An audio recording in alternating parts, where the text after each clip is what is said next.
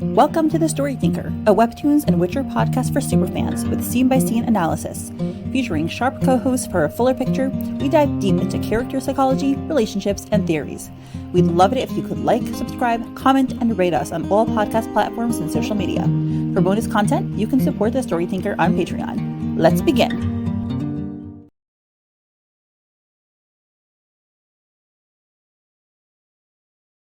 Hi, everyone, and welcome to episode 11 of In the Bleak Midwinter. We're here with Emily again, and well, I guess we'll do a short version of the introduction. Emily is awesome, basically. That's the short version.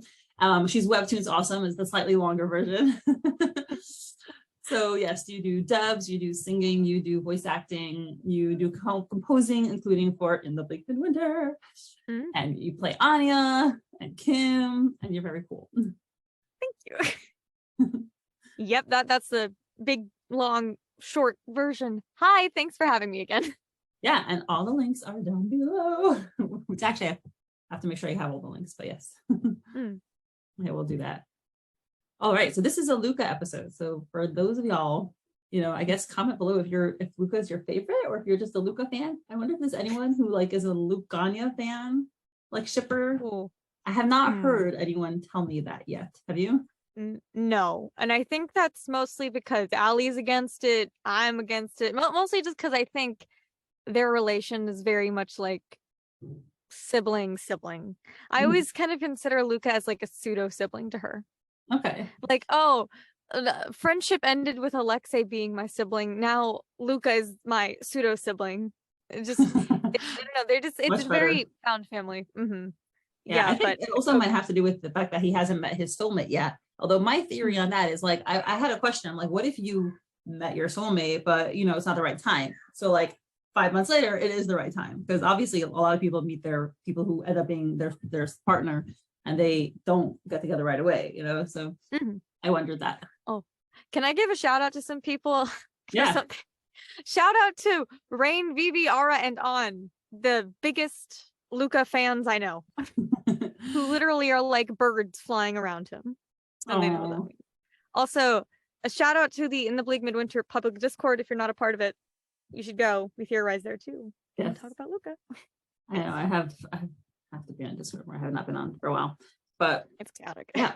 All right. So in this episode, we have our dear darling Luka walking around a very, very, very somber city, and he has his mask on and he's looking at a map because he volunteered to go get supplies because he's such a cutie pie and he's such a good boy and I love him. Luka. Yeah. So this is, I guess I have to say, this is why do I love Luka? I love sweetie pies. I just do. I just love it. I do obviously love the strong, powerful, snappy guy, but he's just so good and he's such a nice guy and he's just such a cutie. I love people who are good.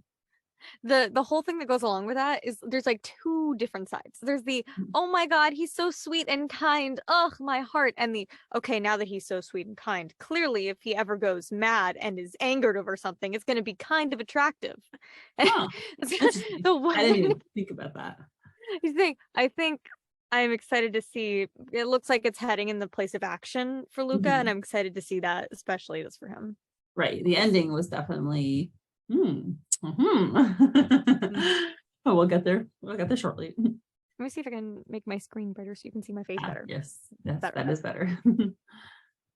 So yes, he says just a bit further, I can do this. The poor guy had to affirm it to himself because he's probably intimidated and scared. Oh yeah, which is, by the way, I have to say, one of my favorite phrases that I ever heard in my entire life is that bravery is not doing something in the absence of fear, it's being afraid and doing it anyway. And that really was very poignant to me because I'm not afraid usually. And if people are like, oh wow, you're so brave, I'm like, actually I'm not brave, I'm just not afraid. So for Luka to do something, push through his fear is so admirable. Yeah. We have Pinterest boards. I know a lot of fans make Pinterest boards and they're all made of quotes. And the second you said that, I was like, oh, that might be on there. I swear I've heard it before, especially for him. But it's so true. And I think he's a great character to represent that. So yeah. Also, can I like shout out how beautiful the backgrounds look? Like this whole episode, the atmosphere, the music is just like, whoo. And did you I do the was music so for this excited. episode? Yes, it's just, it's Yeah. so atmospheric. I mean, I know a lot of the, in the Bleak music is like, some is lyrical, some is guitar, some is some stuff like synths, but like things like this is so neat. And it's like, that is, I think when I started reading, episode 3 is what like brought me in, 3 or Mhm. 4, because you can just like, wait, no, 3 or 4? No. It's the one where she goes outside. I think it's about like 5 or 6. Mhm. And she goes outside for the first time, and it's just like the coolest, like atmospheric thing. I was like, how is this a webtoon? Oh. And this kind of brought me back to that moment. I was like, wow, here we are outside again. It's crazy. Sorry, I have the music turned off because we're recording, but yeah, I know I always love the music. So thank you, Emily. I was plugged. Yeah. So he is like, surreptitiously looking around. He's sneaking and looking around the corners. He's being cautious. He's being careful. And then he does a chew. Is that him sneezing? I wasn't quite sure about that. Or was that just him breathing? Yeah, it's probably him breathing. I think, yeah. I think it's a G actually instead of a C. I see. So yeah, that's the exhale. Yeah, so he's just like, oh, you know what? I think he's like stealing himself to run. So he's kind of like, and then he starts running. Okay. Yeah. So he's running across. That I'm tilting my head to see it. Yeah. I like when they do that. But yeah, he's running across this bleak midwinter landscape, snow, buildings, and just a lot of him walking. And he stops in a corner, and then we see snow falling down, right, from on top. And he is just looking, and then you see his eyes widen because there are 2 figures, and it looks like they're kind of semi-invisible, is what I gather, especially later. They're semi-transparent, like you can see the building through them. Yeah, we've talked about this with fans before. I think there was a question of whether or not they were like transparent, opaque, or like actually just invisible, but they were like given an outline so readers could see them. What do you think? Do you think that's like an actual, I know you like just think like, let's just go with what the world says, but I always do wonder, like, do you think that we're seeing it because they can kind of see it like it's semi-transparent, or do you think they're like literally just like gone? I assume that they are, like, you can see a little bit about like an outline or something moving. Like I would assume you can detect a bit of motion. Yeah, because we said in the context of this, if they were literally like entirely invisible, imagine Luca's fear and just like hearing voices like right there. Hello. Exactly. He's just hearing voices, and they're like, oh my god, who is that? Is someone there? And that actually makes it a lot scarier. Think about it. But yes, my theorizing derailment aside. Which one do you think? I honestly lean more towards kind of semi-transparent because, I mean, maybe. Okay, honestly, I honestly don't know. I mean, now that I'm thinking about it, I'm like very curious because in the first episode, Lions and Sheep, Delta saw someone who did the same thing, but he did have a scanner on because he has the whole scanner thing. He was able to see it and he attacks it. Whereas he didn't actually look that shocked. Luca looks more shocked, and I can't really tell if that's because he's seeing this or because he's just like, oh, there's voices. So I honestly don't really know, but it's a curious thought to have. Yeah, we'll probably find out some more, maybe, I'm assuming. Mm-hmm. And he hears the people saying, Yelena said to get supplies and get back. So yeah, we know that they're with her. Igor will be here soon. We shouldn't take detours. He's just looking around and his eyes are narrowing because those are probably the same supplies that he's after. My supplies. And he's like, who is Igor? Who is Yelena? Like, I don't know any of these people. Right. I forget that they don't know what happened to like Anya and Ivan. They just disappeared.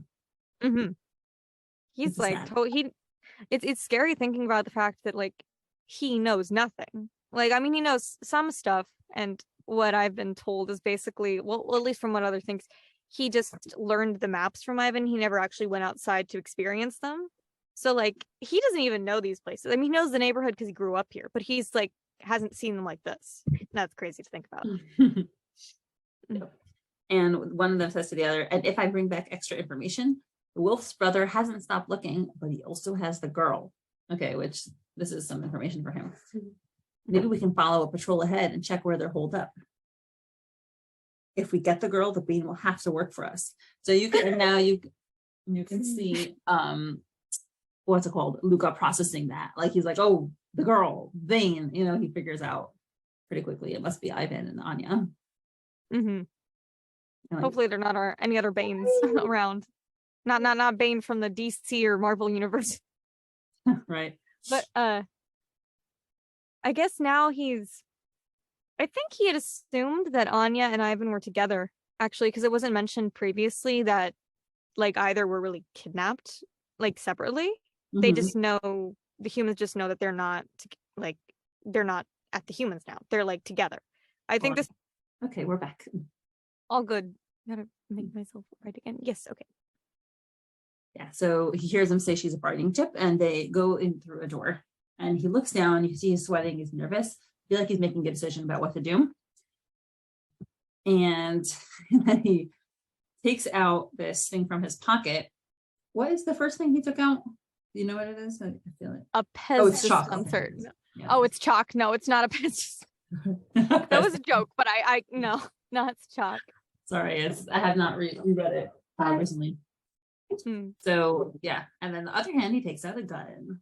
So our little boy Lucas, Luka, you know, he's getting that edge, and that's you know, going from little softy to doing a little bit what he has to do. So he's following these footsteps. Yeah, you can continue. Doesn't Bane have a brother? We're better off getting him. And Luka kind of stalls, like, oh, they're after Misha now. Yeah, and how do you propose? Like chalk markings on the building. Oh yeah, it was like, for a second I was trying to analyze like how these could signal, but at the same time I'm not accustomed to signals and symbols, and I'm like, maybe let's not go into that. That's not my job. They look neat. Like I was just like, if it were me, I would just like draw a line. But yeah, I don't know what the circle and then the half an hour, you know, half a circle thing here. Gee, Luka, if you just drew a straight line, people could think that the wall got skidded and not understand. But then again, the people trying to follow the signals wouldn't know as well. So just you know, draw something that the enemy wouldn't understand, but you would. Draw something like broccoli on the left, green beans on the right, mashed potatoes. I don't know. Sorry. So all good. So we were at the lock on these doors. Or the chair. Hold the chair up to the door. That works. How do you propose we do that? Humans have retreated since we took the wolf and the bane. They're holed up tight underground. And he's writing me. I'm wondering do you think he added a new symbol based on what he just heard, or do you think that's just kind of like maybe 2 people? And that's the only thing I can think of. Huh. Oh yeah, interesting. Maybe 2 people. 2 days, 2 places. Maybe he's drawing a downward arrow for underground. We haven't seen anyone but android patrols in days. They will have to crawl out at some point to get those supplies. Capture one of them then. That was the worst inflection. Using such derogatory language, you know, crawl out like they're bugs. They clearly don't have any respect for probably anyone else, but that's not the humans for sure. Technically, they live in a bunker, and they're basically like bugs. So, I mean, they're like cockroaches, you know. They're like they thrive in weird and terrible environments, but they live. They're thriving. They're surviving. I'm not gonna say thriving. I'm gonna say surviving. That's better way to say. I think that's everyone's motto in this universe. So yeah, we need those supplies more. Yeah, and how long before they figure out there's another group in the city if we keep doing that? Just to put out there so we have this in mind. I mean, it's obvious, but I mean, just while we're analyzing things, this is 2 people. One of them seems to be more experienced and one is kind of new and kind of sassing back. And I think that's it's the exposition. You need someone who doesn't know the world to explain things to so the audience understands. Yes, and who else to put it there but someone who's sassy and hates authority. Very sass. So they say, how long till they find out there's another group in the city if we keep doing that? I keep forgetting you're new. They're so blinded by their hatred for androids, they won't think twice about anyone else. Yeah, It's been that's that way for years. underestimating people. Really not a good idea. Oh, and Luka, we made sure of it, and Luka hits a bottle, which Oopsie. a great timing for the bottle to just appear right there. Poor Luka, his eyes go so wide. It's like Mickey Mouse or something, or Donald Duck. Like, the bottle clinks and stops, and he hides. And they say, "Shh." He holds the gun, his hand shaking, and he breathes heavily. And right beside him, stand, is my man, Robo. Yeah, this poor guy, his hands are shaking as he's holding his pistol. And yeah, but someone points a gun at his head and says, stand. Drop the weapon. Oh, poor dude. And he does. Turns. And it's the coolest outfit you've ever seen. Yeah, it's like Yelena type because it's humanoid, follows the curves of the muscles, but also gray and like robot-like. So yeah, very intimidating. Shiny green window screen, eye screen. He says, "You're coming with us, boy." And isn't that Robo-chin? At least the eyes look the same. I think it's the color scheme too. I think his color scheme is like the aquamarine kind of bluish. I know color theory. Yeah. Yes. "You're coming with us, boy." And Luka's like, okay. Yep. And he has hands up. All right. Well, I kind of saw it coming. Did you? I didn't think his mission was going to go successfully.